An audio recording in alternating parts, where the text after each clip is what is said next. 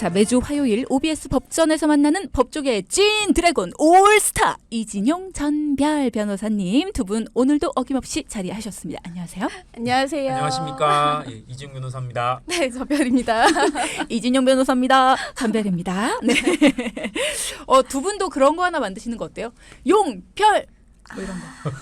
노력해 보겠습니다. 죄송해요. 죄송합니다. 네. 두 분 뭐 반응을 보니까 제가 실례했네요. 실례합니다.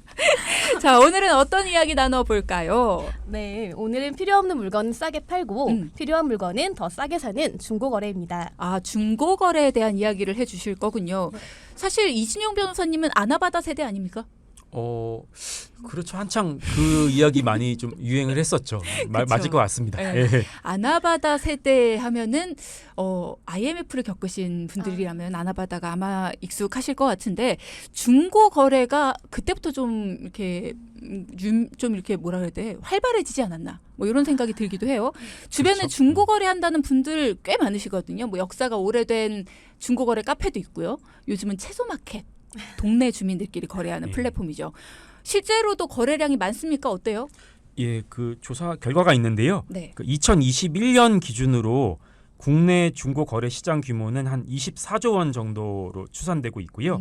그다음에 2008년도에 그 4조 원에서 한 6배 성장했다고 볼 수 있습니다. 그러니까 소비자 3명 중 2명은 최근 1년 이내 중고 거래를 경험했다고 답을 했습니다. 와, 많네요. 예. 근데 거래량이 증가하는 만큼 중고 거래 관련한 다양한 범죄들도 늘어나고 있다. 네, 그러니까 그 중에 사기가 제일 많거든요. 사기요? 네, 경찰청에 따르면 중고거래 사기 피해액이요.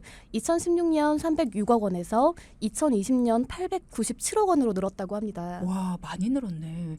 사기라고 하면 일단 생각나는 거는 돈을 받고 물건을 안 준다. 뭐 이런 게 생각이 나는데 유형도 다양한가요? 네. 예, 그렇죠. 그러니까 그 코로나 이후에 그 이제 활성화된 비대면 거래를 이용해서 선입금을 받고 물건을 주지 않는다거나 또 뭐 플랫폼 채팅이 아닌 그 깨톡으로 개인 간 채팅을 통해서 송금을 받고 잠적을 하거나 피싱 안전 결제 사이트라고 유도를 해서 결제하게 하거나 예, 또 아니면 뭐 이미 사용한 상품권 기프티콘을 판매하는 경우 등등이 있습니다. 그러니까 각종 피해 사례가 지금 많이 발생을 하고 있습니다. 맞아요. 상품권 네. 피해 사례 굉장히 많더라고요. 예. 제 주변인도 상품권을 싸게 팔겠다 해서 10% 정도 할인된 걸로 이제 모바일 상품권을 판매했는데 이게 쓰려고 갔더니 이미 사용한 거라고. 그러니까 이게 알 수가 없는 거예요. 네. 등록을 하려고 예. 매장에 가야지만 알 수 있는. 그렇죠. 그러니까 이게 중고거래 사기가 점점 더 지능적으로 변하고 있는 것 같다는 생각이 듭니다. 네, 그러니까 중고거래 사기가 제2의 범죄로 확정되는 경우도 꽤나 많은데요. 특히 이제 보이스피싱 조직의 경우에 범죄 수익을 처분한다든지 혹은 추적하지 못하도록 하는 방법으로도 사용되고 있습니다. 보이스피싱이요? 네.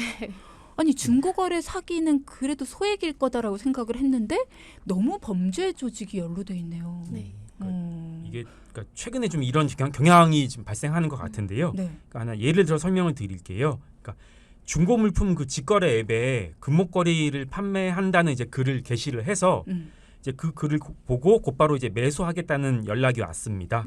그래서 이제 865만 원을 받고 판매를 하게 됐죠. 그러니까 사겠다고 하면서 곧바로 돈이 입금이 됐으니까 파시는 분은 이제 안 팔 이유가 없는 거죠. 그죠? 이제 그런데 사실 그 865만 이게 실제 금액이거든요. 네. 865만 원은 그 보이스피싱 피해금이었던 겁니다. 그러니까 알고 보니까 보이스피싱 일당이 그 보이스피싱 피해자한테 딸을 사칭하는 문자를 보내서 핸드폰 명의를 바꾸려고 하는데 뭐 주민등록증, 계좌번호를 알려달라고 했고요. 네. 그래서 이제 그 보이스피싱 피해자가 그 정보를 알려주니까 원격 조정 앱을 설치하게 하는 방법으로 이제 카드에서 한 2,300만 원 정도를 무단으로 대출을 받았습니다. 그리고 나서 그 중에서 865만 원을 금목걸이 값으로 이체를 한 거죠. 그러니까 보이스피싱 일당이 보이스피싱으로 가로챈 돈을 중고거래 그 금목걸이 대금으로 지급을 했던 겁니다. 야, 금목걸이는 또 제값 주고 샀네요. 네. 팔겠다는 사람이 원하는 값을 제대로 줬네 주기는. 네. 어쨌든 그 돈도 다른 사람 돈이지만. 그러니까 쉽게 말해서 보이스피싱 범죄자가 보이스피싱 피해자의 돈을 중고거래 판매자에게 보내서 금목걸이를 받아갔다라는 건데 중고거래 사기 관련해서 범죄자의 처벌도 어떻게 되는지 궁금하실 테고요. 또 중고거래가 지금은 또 어떤 범죄들이 있는지도 궁금하실 거고요. 오늘 중고거래와 관련해서 많은 이야기들을 나눠볼 겁니다. 자, 중고거래 사기 관련해서 앞서 그러니까 보이스피싱을 통해서 다른 피해자에게 돈을 뜯어낸 뒤에 그 돈으로 금목걸이 값을 이체한 일당에 대한 이야기를 했어요. 중고거래 사기 관련한 범죄자 처벌은 어떻게 됩니까, 배 변호사님? 사실 이게 금액이 크지 않다 보니까요. 보통 변제, 그러니까 피해액을 다 갚으면요 처벌을 하지 않는다든지 아니면 뭐 벌금형에 그치는 경우가 많습니다. 일단은 갚으면 된다. 네, 그것도 좀 그러네요. 고의적이었다면 좀 처벌을 해야 되는 거 아닙니까? 그렇죠. 근데 이제 아무래도 금액이 작다 보니 조금 처벌이 약하긴 합니다. 자, 그렇다면 중고거래 관련 범죄의 피해자가 됐다. 어떻게 대처를 할 수가 있습니까? 대처법이 약간 애매한 부분은 있습니다만 그래도 중고거래는 이제 사이버 금융사기에 해당하지 않기 때문에 범행에 사용된 계좌가 정지되기까지 통상 뭐 한 7일에서 10일 정도 시간이 걸려요. 근데 이 사이에 문제가 된 계좌가 범행에 아까처럼 계속 동원될 여지가 좀 있고요.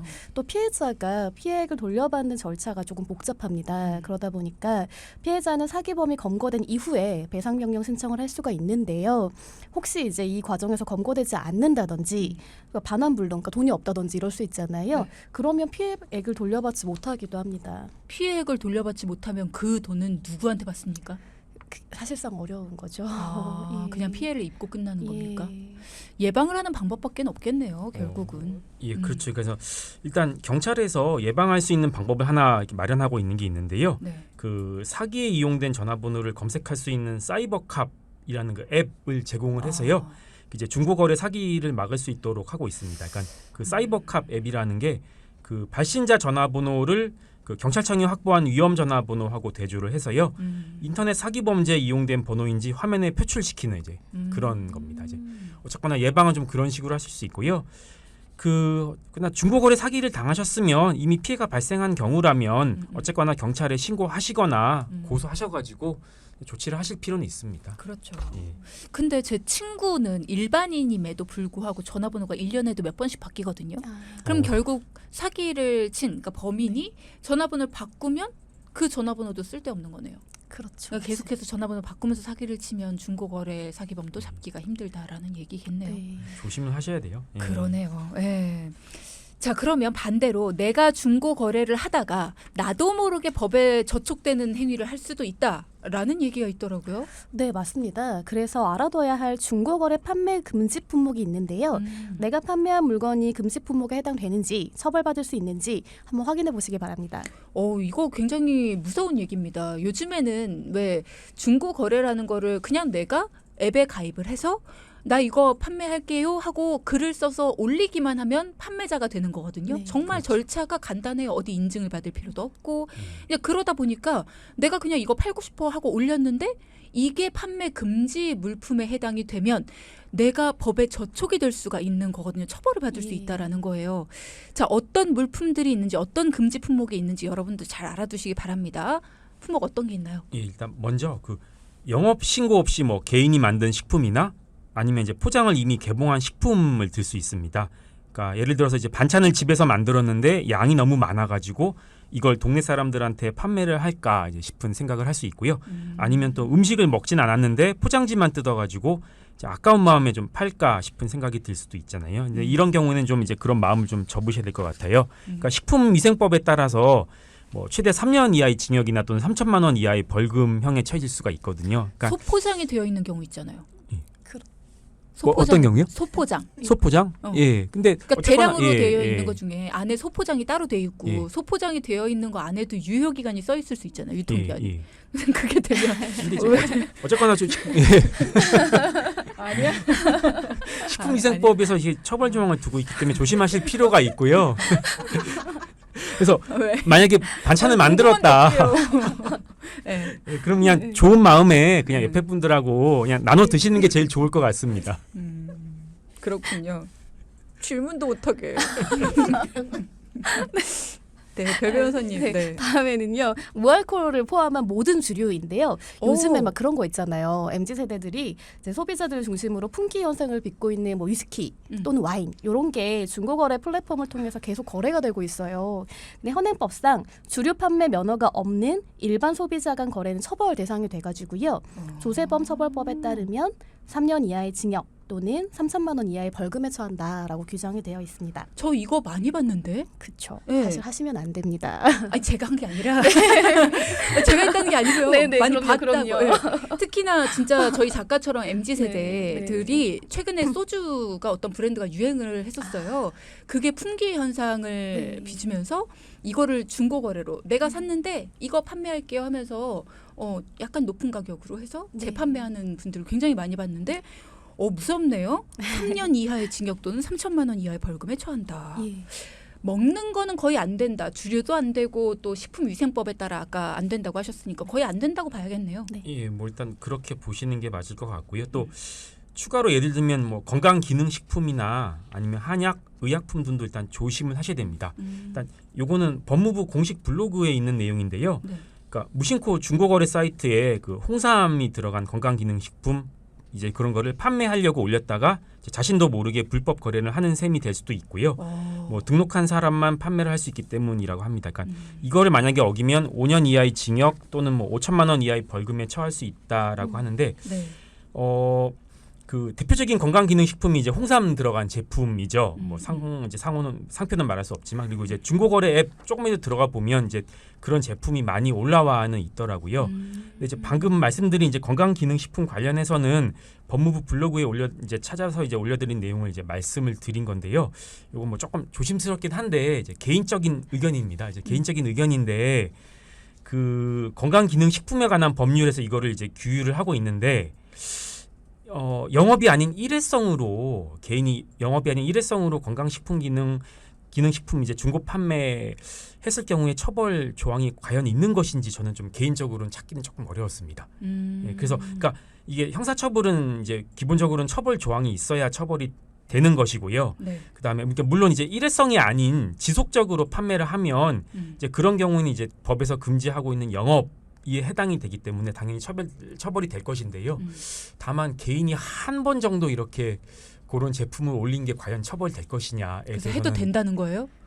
저는 조금 부정적으로 봐요. 예, 안 된다라는 거잖아요. 예, 일단은 예. 하면 안 되는 금지 품목이기는 한데 예. 일회성에 한해서 예, 예. 뭐 이게 뭐 예외다라는 게 아니라 예. 그런 거에 대한 처벌 규정은 없더라. 예, 근데 또 다른 변호사님 또 다른 견해를 가지고 있을 수 자, 있습니다. 다른 변호사님, 별 변호사님 어떻습니까? 네, 사실 저는 조금 조심스러운데요. 이제 변호사님 말씀처럼 사실은 뭐 소액이기 때문에 크게 우리가 고소를 당한다든지 아니면 뭔가 처벌받기 어려울 수는 있어요. 다만 영업이라고 하더라도 판례에서는 일회성이라고 해도 영업으로 인정하는 경우가 아주 간혹 있어요. 그러니까 저는 이제 보통 의뢰인분들께 조금 조심하셔라라고 말씀을 드립니다. 그렇군요. 일단 이 부분을 몰랐던 분들이 굉장히 많으실 것 같아요. 우리 왜 명절 때 선물로 정말 많이 받으시죠. 그렇죠. 주고받아요. 예, 특히나 이제 건강 생각하시는 분들은 뭐 홍삼이든 흑삼이든 뭐 그런 것들 많이 주고받으시는데 너무 많이 들어와서 한두 개 정도는 이렇게 재판매를 하기 위해서 뭐 채소 마켓이라든가 뭐 아니면은 중고 거래하는 곳에 이렇게 올리시는 분들이 있으신데 이게 불법적인 거다. 라는 거 건강기능식품은 절대로 재판매하시면 안 된다라는 거 알아두셔야겠네요. 의료 목적을 가진 상품은 더 위험할 수도 있겠어요. 네, 맞습니다. 의료기기도 마찬가지인데요. 네. 의료기기 판매업을 신고한 영업자로부터 구매하는 것이 바람직합니다. 아니면 3년 이하의 징역 또는 3천만 원 이하의 벌금에 처할 수 있거든요. 그리고 이제 잘 모르시는 부분들이 도수 있는 렌즈라든지 안경 이런 것도 의료기기로 분류가 됐기 때문에 안 되고요. 인공 눈물이나 비강 세척액 등도 하시면 안 됩니다. 도수 있는 렌즈나 안경 이런 거는 나랑 도수가 맞는 분을 찾으면 줘도 되는 거 아니에요? 근데 이게 의료기사 등에 관한 법률이 있어요. 그래서 거기 위반이기 때문에 하시면 안 됩니다. 사실 식품은 그럴 수 있다고 어느 정도 이해가 되는데 이런 물건들까지 안 되는 이유가 뭘까 뭐 이런 생각이 조금 들긴 하네요. 또 그뿐만 아니라요. 네. 또 추가로 말씀을 드리면 이제 화장품 샘플하고 이제 수제 비누도 일단은 금지 품목이라고 보셔야 될 것 같아요. 그러니까 화장품 샘플 같은 경우는 이제 화장품법에서 이제 누구든지 이제 그런 샘플을 판매하거나 판매할 목적으로 보관 또는 진열하여서는 아니 된다라고 지정을 하고 있기 때문이에요. 그리고 일단 그리고 이제 수제 비누 같은 경우에도 그 피부에 사용하는 비누가 이제 예전까지는 공산품으로 분류가 됐었는데요. 네. 2019년 12월 달에 이제 화장품법 시행 규칙이 개정이 되면서 화장품으로 이제 지금은 분류가 되고 있습니다. 그래서 수제 비누를 판매하기 위해서는 화장품 제조업 허가를 받아야 한다고 하고요. 네. 그래서 또 화장품 책임 판매업 등록을 해야만 판매가 가능하게 됐습니다. 다만 뭐 설거지 비누, 세탁 비누, 그다음 반려동물 비누 이런 경우에는 해당되지 않는다고는 합니다.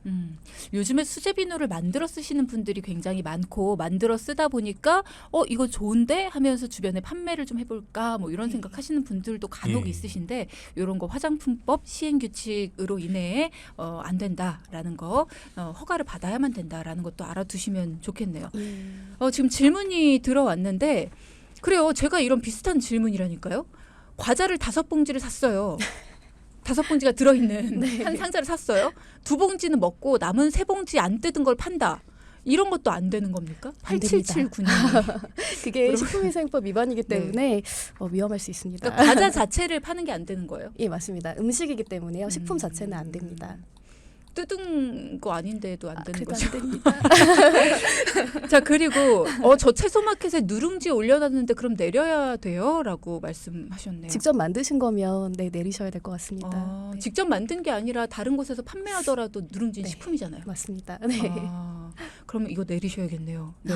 얼마 전에 선물 받은 가방 내놓았다가 일주일 동안 채소 마켓 거래가 차단된 적이 있었어요. 라는 말씀 주시네요. 가방은 리셀 많이 하시잖아요. 또 근데 리셀 이게 목적으로 일부러 또 이렇게 오픈런 해가지고 또 하시는 분들도 있고. 근데 왜 차단되셨을까? 뭐지? 뭔가 좀 이유가 있었나 보네요. 저희도 궁금하네요. 그러게요. 궁금합니다. 자, 어쨌든 그리고 또 다른 금지 품목이 뭐가 있습니까? 개인이 이제 요즘에 향초라든지 디퓨저 제작해가지고 판매하시는 분들 많은데요. 이 부분은 향초랑 디퓨저는 선물 자체도 불법입니다. 왜냐하면 향초는 생활화학 제품 및 살상물제의 안전 관리에 관한 법률에 따라서 향이 있는 제품은 호흡기에 영향을 미칠 수 있거든요. 그렇기 때문에 엄격한 승인 절차를 거쳐야 하고요. 이게 만약에 적발됐다라고 하면 7년 이하의 징역 또는 7천만 원 이하의 벌금에 처해질 수 있습니다. 그렇군요. 만약에 누군가에게 멋진 향초를 선물하고 싶다라고 하신다면 돈키호테에 적극적으로 참여해 주시면 저희 선물 중에 향초가 있기 때문에 네, 저희 선물로 드릴게요. 일단은 선물하는 것도 안 된다라는 거, 직접 제작한 거는 선물도 하면 안 된다. 조심해야 될 게 굉장히 많습니다. 또 어떤 게 있습니까? 예, 저도 또 특이한 게 하나 있더라고요. 어떤 거요? 종량제 봉투도 조심을 하셔야 됩니다. 왜요? 그러니까 그 폐기물 관리법이라고 있어요. 그래서 그 폐기물 관리법에 따르면 그 이제 지자체하고 대행 계약을 한 사람만 판매할 수 있도록 규정을 하고 있기 때문이에요. 그래서 이것도 뭐 위반하게 되면 5년 이하의 징역이나 5천만 원 이하의 벌금에 처할 수 있다라고 이제 조항을 두고 있습니다. 그러니까 어떤 금지 품목은 이게 사는 사람을 보호하기 위해서도 되지만 판매하는 사람을 보호하기 위해서 어떤 막 우후죽순으로 판매가 이루어지면 이렇게 규정된 판매를 하는 사람들에게 피해가 갈까봐 이게 금지되는 것들도 있군요. 네, 맞습니다. 그럴 수 있죠. 예. 자, 또 어떤 것들이 있습니까? 당연하지만요. 생명이 있는 모든 동물, 그러니까 즉 반려동물이나 곤충도 중고 사이트에서는 분양이라든지 판매가 불가능하고요. 꼭 알아두셔야 될 게 헌혈증, 양도는 가능하거든요. 그런데 매매는 불법이다라는 것들을 기억하셨으면 좋겠습니다. 그러면 헌혈증 나눔은 가능합니까? 네, 이제 채소 마켓에서 나눔. 그러니까 너무 힘들 때 이제 그런 거 막 요청하셔가지고 받으시는 분들 계시잖아요. 네. 갑자기 수술하시거나 그런 것처럼 양도는 가능할 수가 있지만요. 대가를 받으면 안 됩니다. 돈을 받는 게 아니라 주는 거면 괜찮다. 저희 집에 1년 넘게 키우고 있는 메추리가 있는데 그럼 네. 걔를 중고 마켓에 올려면 안 되죠. 안 되는 거예요. 안 되죠. 지금 키우기 힘들어서 어디 지금 보낼 게 없어요. 그거는 입양을 고려해 보시면 좋을 것 같습니다. 알 낳지 않나요, 메추리? 그렇네요. 그거 되게 저기 잔인해. 메추리 그렇습니다. 귀엽겠네요. 지금 설명을 쭉 들어보셨지만 굉장히 금지되는 것들이 많습니다. 뭐 식품, 주류, 건강기능식품, 그리고 또 의료기기, 화장품, 종량제 봉투도 있었고요. 또 살아있는 생명은 안 된다. 동물도 안 되고 헌혈증도 사고 파는 건 안 된다. 중고 거래는 진짜 함부로 하다가 큰일 날 것 같다는 생각이 들어요. 조심할 게 또 있다고 들었습니다. 예, 또 있습니다. 그 해외에서 직구한 전자기기인데요. 그러니까 예를 들어 가지고 뭐 블루투스 이어폰을 미국 사이트에서 이제 직구한 후에 중고 거래했을 경우에 그게 이제 전파법 위반으로 처벌받을 위험성이 있습니다. 네? 예, 그러니까 해외 직구 전자기기는 전파 인증이 면제가 되는 반면에요. 국내에서 중고로 팔 때는 전파 인증을 받아야 하기 때문이에요. 이건 좀 이해가 안 네. 된다. 그리고 그러니까 이게 그러니까 전파 인증 그러니까 뭐 이제 법에서는 적합성 평가라고 이제 표시를 하는 것 같던데 그 적합성 평가가 면제된 해외 직구 전자제품은 이제 그 중고 판매가 허용되지 않아 가지고 예전에 그래서 제도 개선에 대한 좀 필요성이 지속적으로 제기가 되었고요. 그래가지고 이제 그 과학기술정보통신부에서 2021년 11월경에 이제 보도 자료를 배포했습니다. 그래서 1년 이상 경과한 제품은 중고 판매할 수 있도록 이제 조치를 하겠다라고 해서 이제 시행령을 개정을 했습니다. 그렇기 때문에 이제 1년 이상 경과한 제품은 이제 중고 판매는 가능하다라고 보시면 될 것 같습니다. 그렇군요. 뭔가 이 중고 거래라는 것이 나한테는 쓸모가 없지만 누군가 쓸모 있는 사람에게 더 가치 있게 쓰였으면 하는 마음에서 시작된 게 중고 거래잖아요. 네. 근데 뭔가 조금씩 그 가치가 훼손되고 있다라는 생각은 조금 드네요. 오늘 얘기를 나누면서. 맞습니다. 그리고 한 가지가 더 있는데요. 네. 일정 금액 이상의 외화 거래 역시 불법입니다. 그러니까 우리가 환전 수수료 아끼시려고 하시는 분들 간혹 계시거든요.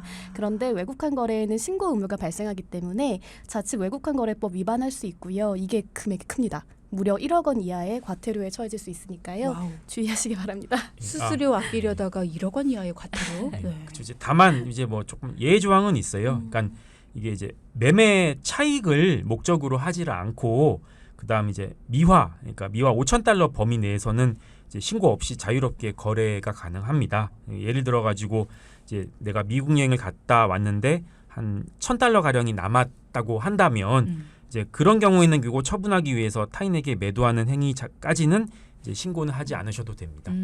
이것도 어쨌든 매매 차익을 목적으로 하는 거 아닙니까? 은행 가서 갖고 오는 것보다 근데 이렇게 이제- 하는 게 더 많이 남으니까 이렇게 하는 거잖아요. 근데 이제 그 아주 수수료가 되게 조금이기 때문에 이제 그런 요 정도는 경우까지는 봐주마. 예, 매매 차익이라고 보긴 조금 이제 그런 것 같아요. 5,000달러까지는 봐주마. 예. 신고 예. 없이 자유롭게 거래하십시오. 예. 이 정도는 봐드리겠습니다 하는 것이 5,000달러 범위다. 그렇군요. 외국환 거래법에 따라서 이 정도까지는 된다.